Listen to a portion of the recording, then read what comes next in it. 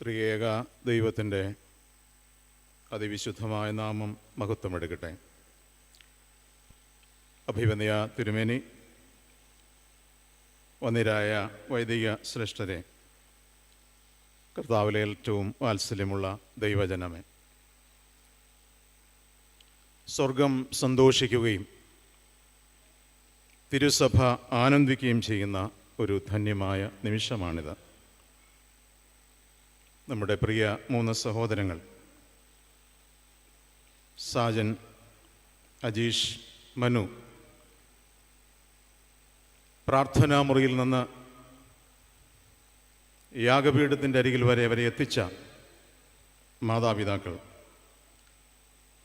കുടുംബാംഗങ്ങൾ, അധ്യാപകർ, വന്യ വൈദികർ, തിരുസഭ എല്ലാവരും ചേർന്ന് കർത്താവിനെ മഹത്വപ്പെടുത്തുന്ന ഈ തേജസ്സേറിയ ശുശ്രൂഷയുടെ നടുവിൽ വചനധ്യാനത്തിനായി എനിക്ക് അനുവാദവും അവസരവും നൽകിയ അഭിവന്യ ഭദ്രാസനാധ്യക്ഷൻ ഡോക്ടർ തോമസ് മാർ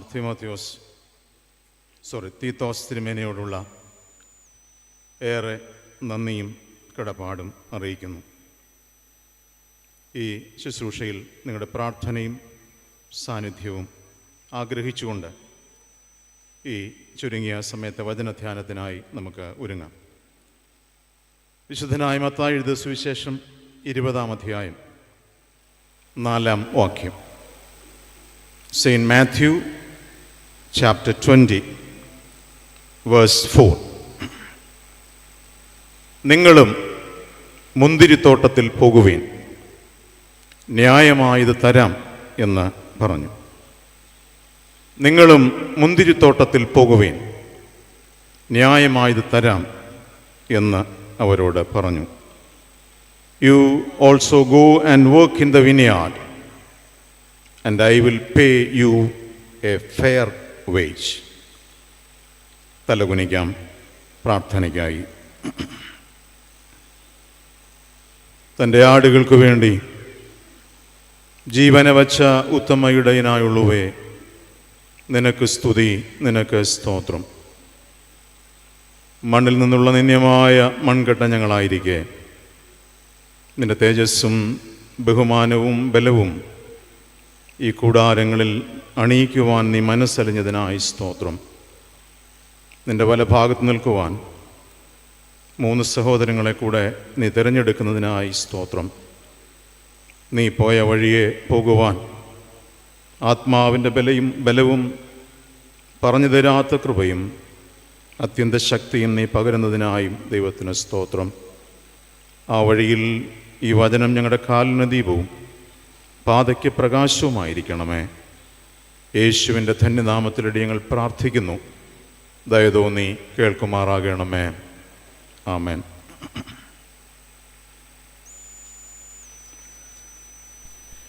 സഭയെക്കുറിച്ചുള്ള നിർവചനങ്ങൾ നാം പരിശോധിക്കുമ്പോൾ കാലഘട്ടം ഇങ്ങനെയാണ് സഭയെ മനസ്സിലാക്കുന്നത്. 4-ാം നൂറ്റാണ്ടിലേക്ക് നാം നോക്കുമ്പോൾ സഭ ഇങ്ങനെ നിർവചിക്കപ്പെട്ടു: Where there is a bishop, there is church. എവിടെ ഒരു മെത്രാച്ചനുണ്ടോ അവിടെ സഭയുണ്ട് എന്നാണ്. എന്നാൽ 15-ാം നൂറ്റാണ്ടിലേക്ക് നാം തിരിഞ്ഞു വരുമ്പോൾ ആ നിർവചനം ഇങ്ങനെ വ്യത്യാസപ്പെടുന്നു: Where there is people, there is church. എവിടെ ദൈവജനമുണ്ടോ അവിടെ സഭയുണ്ട്. 20-ാം നൂറ്റാണ്ടിലേക്ക് നാം നോക്കുമ്പോൾ ആ നിർവചനം വീണ്ടും വ്യത്യാസപ്പെടുന്നു: Where there is mission, there is church. എവിടെ ദൗത്യമുണ്ടോ അവിടെ സഭയുണ്ട്. 21-ാം നൂറ്റാണ്ട് നാം നൽകുന്ന നിർവചനം നമ്മുടെ എല്ലാവരുടെയും മനസ്സിലുണ്ട്. അതിനെ ഇങ്ങനെ നമുക്ക് വ്യാഖ്യാനിക്കാം: Where there is faithful people, there is church. എവിടെ വിശ്വസ്തരായ ഒരു കൂട്ടം കർത്താവിനായി നിൽക്കുന്നുവോ അവിടെ സഭയുണ്ട്. മെത്രാച്ചനും ജനവും ശുശ്രൂഷകരും എല്ലാവരും ദൈവസന്നിധിയിൽ വിശ്വസ്തയോടെ എഴുന്നേറ്റ് നിൽക്കുന്നിടത്ത് ഒരു സഭ ഉണരുന്നു, ഉയരുന്നു. മാർത്തോമാ സഭ ഒരു മിഷണറി സമൂഹമാണ്. ദൗത്യത്തിനായി ഒരുങ്ങുന്നവരെ അരകെട്ടി ശുശ്രൂഷയ്ക്ക് അയക്കുന്ന വളരെ തേജസ്സേറിയ ഒരു ശുശ്രൂഷയുടെ നിമിഷമാണിത്. ഈ ധന്യനിമിഷത്തിൽ ദൗത്യത്തിൻ്റെ നാഥൻ അവരോടും നമ്മോടും പറയുന്ന ചില പ്രബോധനങ്ങളിലേക്ക് നമുക്ക് ശ്രദ്ധ തിരിക്കാം. ഇന്നത്തെ വചനധ്യാനത്തിൻ്റെ ഉള്ളിലേക്ക് നാം പ്രവേശിക്കാം. വിശുദ്ധനായ മത്തായി സുവിശേഷകാരൻ പറയുന്നു, Jesus inaugurated a revolution of the kingdom of God. യേശുവിൽ ഒരു ദൈവരാജ്യം ഉദ്ഘാടനം ചെയ്യപ്പെട്ടു. ആ ഉദ്ഘാടനത്തിൻ്റെ ക്ഷണവും ഗതിവിഗതികളുമാണ് അദ്ദേഹം ഈ ഉപമയിൽ നമ്മോട് സംസാരിക്കുന്നത്. ആ യജമാനൻ വിചാരിച്ചത് ഇങ്ങനെയാണ്: this mission is possible only through participation. പങ്കാളിത്തത്തിലൂടെ മാത്രമേ ഒരു ദൈവരാജ്യത്തിൻ്റെ ശുശ്രൂഷ കാലികവും സംഗതവും ആകുകയുള്ളൂ. രണ്ട് വാക്കുകൾ അടിവരയിടുന്നു. The vineyard is Lord's vineyard and the program in the vineyard is Lord's program. ഈ തോട്ടം യജമാനൻ്റെ തോട്ടമാണ്. ഇതിൻ്റെ പദ്ധതികളെല്ലാം യജമാനൻ്റെ പദ്ധതികൾ മാത്രം ആണ്. ഇതാ തോട്ടത്തിൻ്റെ യജമാനൻ നമുക്ക് നൽകുന്ന ക്ഷണമാണ് ഈ വേദഭാഗത്തിൻ്റെ കാതൽ. 3 ലളിതമായ ധ്യാനങ്ങൾ ഞാൻ അടിവരയിടുകയാണ്. 1, the call to be in the garden. തോട്ടത്തിലേക്ക് വരാനുള്ള ക്ഷണം. A great invitation from the master. യജമാനിൽ നിന്ന് ഉന്നതമായൊരു ക്ഷണം, വിളി നമുക്ക് ലഭിക്കുന്നു. നാം സാധാരണ പറയാറുണ്ടല്ലോ, not because of our merits but because of his love. യോഗ്യതകളൊന്നും നോക്കിയല്ല, വലിയ അപരിമേയമായ കൃപ കൊണ്ട് മാത്രം ഇത് സാധ്യമാകുന്നു. വിളി എന്ന വാക്കിൻ്റെ അർത്ഥം എന്താണ്? കോൾ മീൻസ് യജമാനനുമായി ആഴമായൊരു ബന്ധത്തിലായിരിക്കുക. Be in relationship with the master. യജമാനനോട് ആഴമായ ഒരു സഖിത്വത്തിൽ ആയിരിക്കുക. നമുക്കറിയാം, വിളി ഒരു പദവിയാണ്. എന്നാൽ ആഴമായ ഉത്തരവാദിത്വങ്ങളും അതിൽ പ്രവേശിപ്പിക്കപ്പെട്ടിട്ടുണ്ട്. ഈ സഹോദരങ്ങൾ യജമാനിൽ നിന്ന് ഈ പകൽക്കാലം കേൾക്കുന്നത് 3 ശബ്ദങ്ങളാണ്. ഞാൻ അത് ഉറക്കെ പറയട്ടെ. God has trusted you. God has appointed you. God will empower you. God has trusted you. നിങ്ങൾ അവനെ വിശ്വസിച്ചതല്ല, അവൻ നിങ്ങളെ ആഴമായി വിശ്വസിക്കുന്നു. അവൻ നിങ്ങളെ നിയോഗിക്കുന്നു. അവൻ നിങ്ങളെ നിശ്ചയമായും ശക്തീകരിക്കും. ഈ വാക്കുകൾ ഈ ശുശ്രൂഷയിൽ നമ്മെ ബലപ്പെടുത്തട്ടെ. വിളിച്ചത് ക്വാളിറ്റി നോക്കിയല്ല, എന്നാൽ വിളി കേട്ടവർ ക്വാളിറ്റി ഉള്ളവരായിരിക്കണം. വിളിച്ചത് ഗുണപരത നോക്കിയല്ല, എന്നാൽ വിളി കേട്ടവരെല്ലാം നിശ്ചയമായും ക്വാളിറ്റി ഉള്ളവരായിരിക്കണം. ഈ ശുശ്രൂഷയിൽ അല്പം കൂടെ കഴിയുമ്പോൾ ഇങ്ങനെ ഒരു പ്രാർത്ഥനയുണ്ട്. സഹോദരന്മാരുടെ ഗണത്തിൽ നിന്നും ശമ്മാശന്മാരുടെ ഗണത്തിലേക്ക് അഭിവന്ദ തിരുമേനി സഭയ്ക്ക് വേണ്ടി വരെ വിളിച്ചടുപ്പിക്കുകയാണ്. ഞാനൊരു വാക്കൊന്ന് തിരുത്തി പറയട്ടെ. ഇവിടെ ഉണ്ടാകേണ്ടത് ഗണമാറ്റമല്ല, ഗുണമാറ്റമാണ്.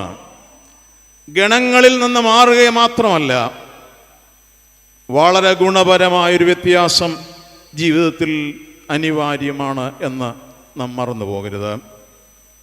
ഒന്നാമത്തെ ചോദ്യം, why we are in the garden?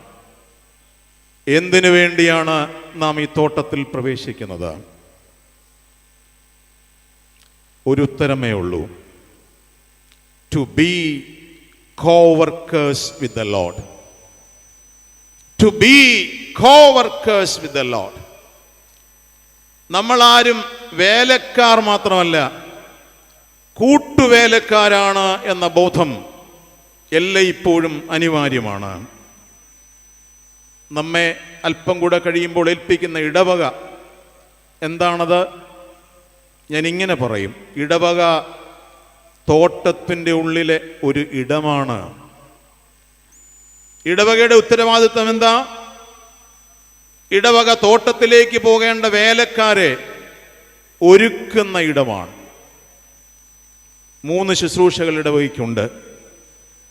ഈ വലിയ തോട്ടത്തിൽ വേലയ്ക്ക് പോകുന്നവരുടെ പരിശീലനം, പരിപോഷണം, വിശ്രമം, ഇത് ഇടവകയിൽ നിർവഹിക്കപ്പെടണം. പരിശീലനം, പരിപോഷണം, വിശ്രമം, ഇത് ഒരു ആലയത്തിൻ്റെ ശുശ്രൂഷയാണ്. ചിലപ്പോഴെങ്കിലും ഒരു ദൈവാലയത്തിൻ്റെ ചെറിയ ഇടത്തെ മാത്രം ശുശ്രൂഷിപ്പാൻ നമ്മളെ വിളിച്ചു എന്നുള്ള ബോധം ഒരു വെല്ലുവിളിയാണ്. ഞാൻ ഇങ്ങനെ ഒരു വാക്ക് പറയട്ടെ, ദൈവാലയത്തിൽ നിന്ന് ദൈവരാജ്യത്തിലേക്കുള്ളൊരു മടങ്ങിപ്പോക്ക് ഈ കാലം നമ്മെ കർത്താവ് ക്ഷണിക്കുകയാണ്. അവിടെ ശ്രദ്ധിച്ച് കേൾക്കേണ്ട ഒരു വാക്കുണ്ട്, യജമാനൻ്റെ മനസ്സോടെ നമുക്ക് തോട്ടത്തിൽ ആയിരിക്കാം. യജമാനൻ്റെ മനസ്സോടെ നമുക്ക് തോട്ടത്തിൽ ആയിരിക്കാം. എന്താണ് യജമാനൻ്റെ മനസ്സ്? ആരെയും ഒഴിവാക്കാൻ താല്പര്യമില്ലാത്തവനാണ് നമ്മുടെ യജമാനൻ.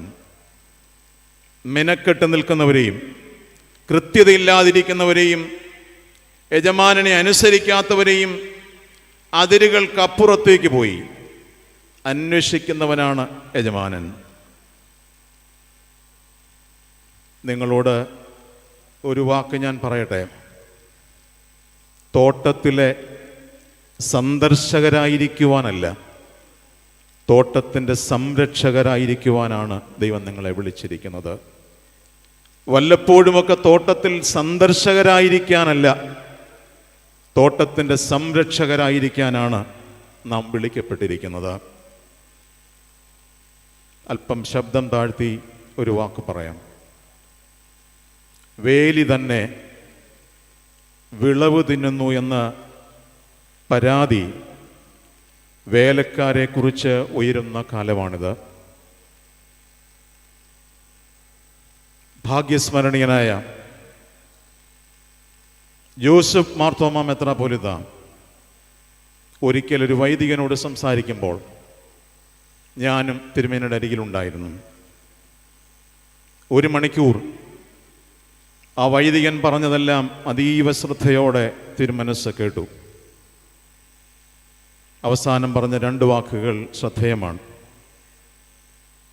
അച്ഛൻ പറഞ്ഞതെല്ലാം ഞാൻ ശ്രദ്ധയോടെ കേട്ടു, പറഞ്ഞതെല്ലാം ശരിയുമാണ്. അടുത്ത വാക്കിതാണ്. എന്നാൽ അച്ഛന് ഒരു ഇടക്കെട്ടുണ്ടെന്ന് ഓർമ്മ വേണം. അച്ഛന് ഒരിടക്കെട്ടുണ്ടെന്ന് ഓർമ്മ വേണം. ഒരു വരിയുടെ അദ്ദേഹം പറഞ്ഞു, മാർത്തോമാ സഭ ഒരു കുത്തിക്കെട്ടുള്ള പുസ്തകമാണ്. കൃത്യമായ പേജ് നമ്പരും അതിനുണ്ട്. മാർത്തോമാ സഭ ഒരു കുത്തിക്കെട്ടുള്ള പുസ്തകമാണ്. അതിന് കൃത്യമായ പേജ് നമ്പരും ഉണ്ട്. സഹോദരങ്ങളെ, വിളിച്ചത് ക്വാളിറ്റി നോക്കിയല്ല, വിളി കേട്ടവർ ഗുണപരതയുള്ളവരായിരിക്കണം. വിശദീകരിക്കാൻ സമയമില്ലാത്തതുകൊണ്ട് ഒരു വാക്ക്. വൈദിക സമൂഹം ഇന്ന് ഈ തോട്ടത്തിൽ ഒരു വാക്കിന് ബലം കൊടുക്കണം. Emotional stewardship. വികാരങ്ങളുടെ കാര്യവിചാരകത്വം ഈ തോട്ടത്തിൻ്റെ ഗൗരവതരമായൊരു വിഷയമാണ്. വികാരങ്ങളുടെ കാര്യവിചാരകരായിരിക്കാൻ ദൈവം നമ്മെ വിളിച്ചിരിക്കുന്നു. 2, why we are in the garden. എന്തുകൊണ്ടാണ് ഞാൻ ഈ തോട്ടത്തിൽ ആയിരിക്കുന്നത്? ലളിതമാണ് ഉത്തരം. The purpose is the progression of the vineyard. ഈ മുന്തിരിത്തോട്ടത്തിന്റെ വളർച്ചയാണ് എൻ്റെ ഉന്നതമായ ലക്ഷ്യം. The programme in the vineyard is Lord's programme.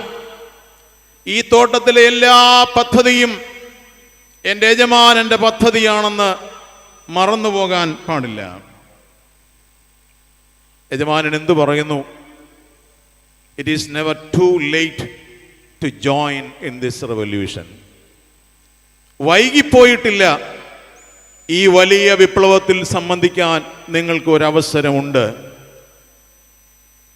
ഞാൻ നിങ്ങളോടൊരു കൊച്ചുവാക്ക് പറയട്ടെ. Your 1 hour is very precious in the kingdom of God. നിങ്ങളുടെ 1 മണിക്കൂർ എങ്കിലും കർത്താവിന് നൽകിയാൽ അത് ദൈവരാജ്യത്തിന് വളരെ വിലയുള്ളതാണെന്ന് മറന്നു പോകരുത്. തോട്ടത്തിൽ ഒരു പ്രതിസന്ധി ഉണ്ടായി. കുറേ പേർ പറഞ്ഞു അവർ വൈകി വന്നവരാണ്, കൃത്യതയില്ലാതെ വന്നവരാണ്. എന്നാൽ യജമാനൻ പറഞ്ഞു അവർ പുതുതായി വന്നവരാണ്. ഈ ശുശ്രൂഷയിൽ ഒരു വ്യതിരിക്തതയില്ല. വൈകി വന്നവരും പുതുതായി വന്നവരും തമ്മിൽ ഒരു തർക്കം ഇല്ല. സമയപരിമിതി കൊണ്ട് ഞാൻ മുൻപോട്ട് പോകട്ടെ. ഇന്ന് നാം തോട്ടത്തിനുള്ളിലാണെന്ന് അഭിമാനിക്കുന്നുണ്ട്. ഒരു വാക്കിൽ ഞാൻ അടിവരയിടുകയാണ് അവിടെ. ഒരുതരം അലസമായ സ്വസ്ഥത നമ്മെ വല്ലാതെ ബാധിക്കുന്നുണ്ട്. ഒരുതരം അലസമായ സ്വസ്ഥത നമ്മെ ബാധിക്കുന്നില്ലേ എന്ന് പരിശോധിക്കണം. ഇന്ന് വിളവെടുക്കാൻ യജമാനന്മാർ ധാരാളം, വിയർപ്പൊഴുക്കാൻ വേലക്കാർ ചുരുക്കം. വിളവെടുപ്പിന് ധാരാളം ആളുകളുണ്ട്, വിയർപ്പൊഴുക്കാൻ ആളുകളുടെ എണ്ണം കുറയുന്നു. ഇവിടെ 2 വാക്കുകൾ ചേർത്ത് വയ്ക്കണം. Fruitful or റൂട്ട്ഫുൾ. ഫ്രൂട്ട്ഫുൾ ആണോ റൂട്ട്ഫുൾ ആണോ പ്രധാനം? ഫലമെടുക്കാനും കൊട്ടയിൽ ചുമക്കാനും ഒക്കെ വളരെ എളുപ്പമാണ്. വിളവിൻ്റെ അരികിൽ കാവൽ നിൽക്കുക. മറ്റൊരു വാക്കുണ്ട് റൂട്ട്ഫുൾ. വേരുകൾക്കരികിൽ കാവൽ നിൽക്കുക. ഞാൻ ഇങ്ങനെ പറയട്ടെ, ഫലം കായ്ക്കാത്തതിനും പട്ടുപോകാൻ സാധ്യതയുള്ളതിനും കാവൽ നിൽക്കുന്ന വേലക്കാരെ അന്വേഷിക്കുന്ന കാലമാണ്. ഫലം കായ്ക്കാത്തതിനും പട്ടുപോകാൻ സാധ്യതയുള്ളതിനും കാവൽ നിൽക്കുവാൻ ഈ സഭയെ കർത്താവ് വിളിച്ചിരിക്കുന്നു. ഞാനൊരു കൗൺസിലർ ആയതുകൊണ്ട് ഇന്നത്തെ വൈദിക ഗണത്തെ അവരുടെ ശുശ്രൂഷയെ ഒരു വാക്കിൽ ഒന്ന് പറയാതിരിക്കാൻ നിവൃത്തിയില്ല.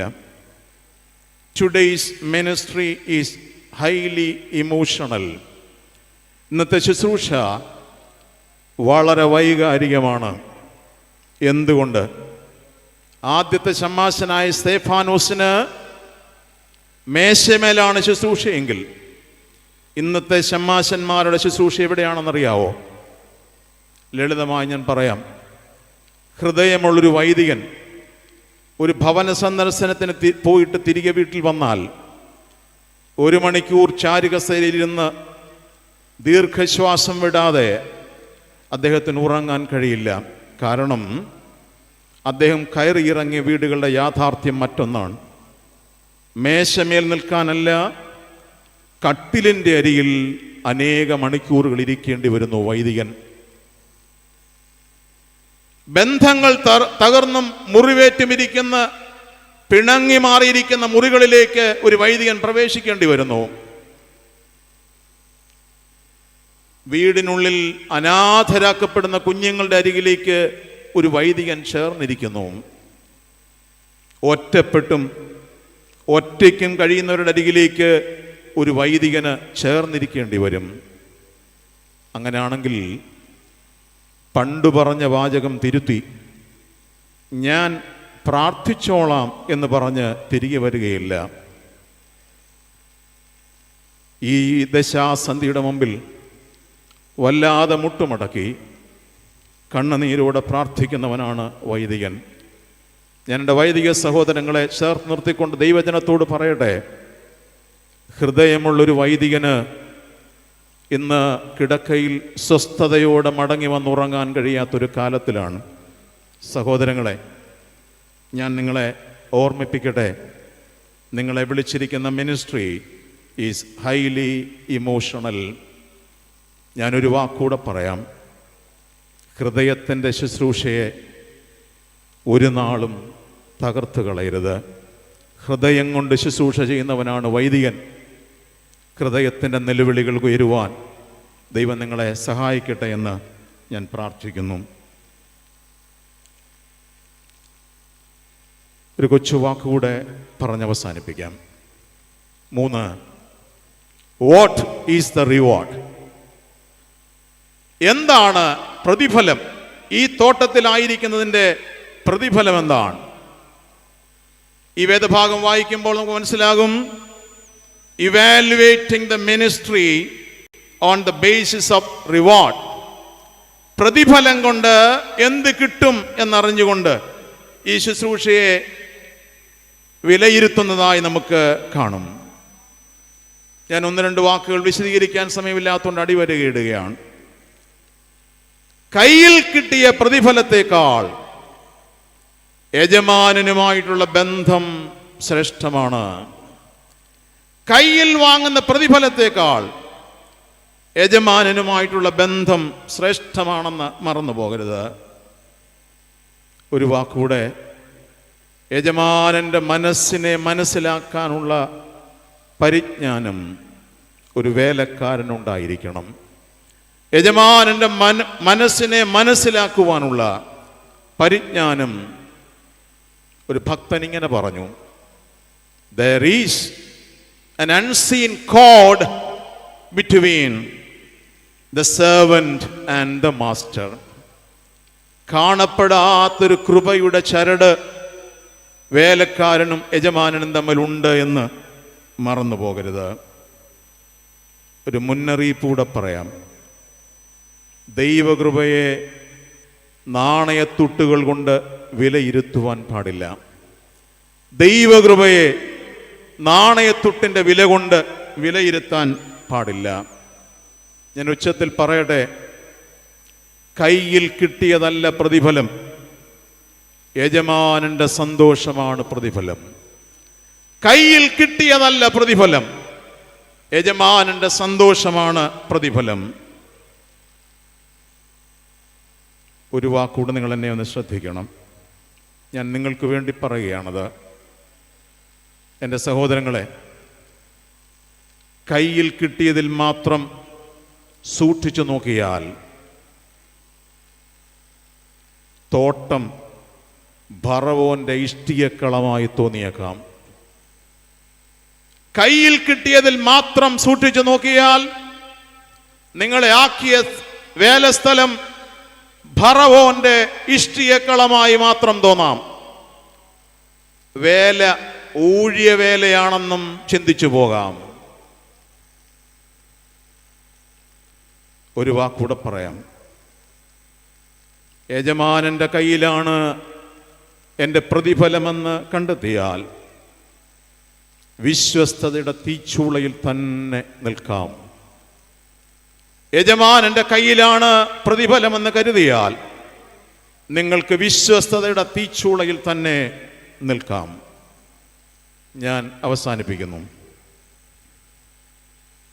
വ്യക്തിപരമായ ഒരു ചെറിയ കാര്യം പറഞ്ഞാൽ അത് ഈ ശുശ്രൂഷയ്ക്ക് ബലം തരുമെന്നുള്ളത് കൊണ്ട് മാത്രം. കഴിഞ്ഞ 35 വർഷം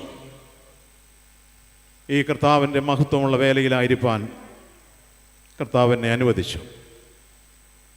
22 വർഷം അടച്ചിട്ട മുറികളിൽ ഈ 2 കൈകളിലും കണ്ണുനീർ ഏറ്റുവാങ്ങുവാൻ കർത്താവ് എനിക്ക് പദവി നൽകി.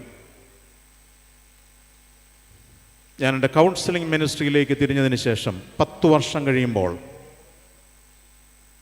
പത്തനംതിട്ടയിലെ ചാങ്ങേത്ത് എന്ന ആയുർവേദ ആശുപത്രിയിൽ എൻ്റെ ഭാര്യയെ കാണിക്കാനായി പോയി.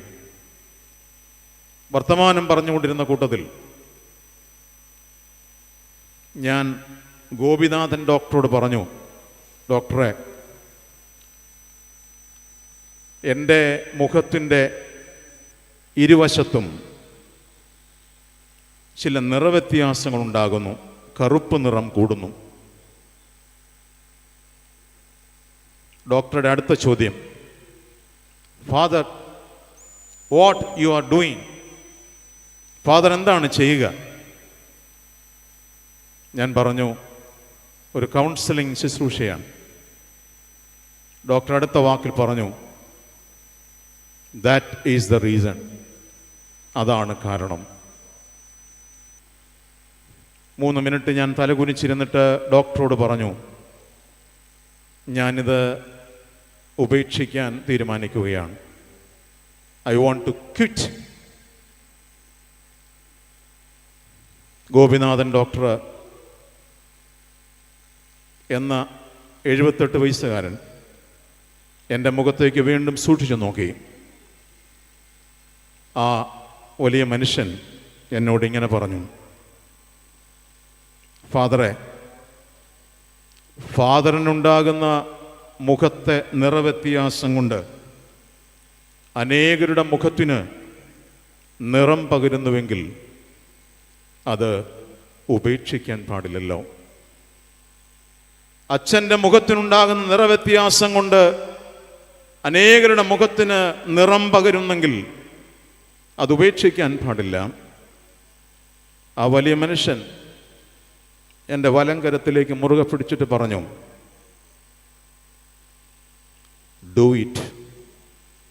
അത് ചെയ്യുക. അദ്ദേഹം എൻ്റെ കയ്യിൽ പിടിച്ചപ്പോൾ എനിക്ക് ഓർമ്മ വന്നത് എൻ്റെ അരുമനാഥനെയാണ്.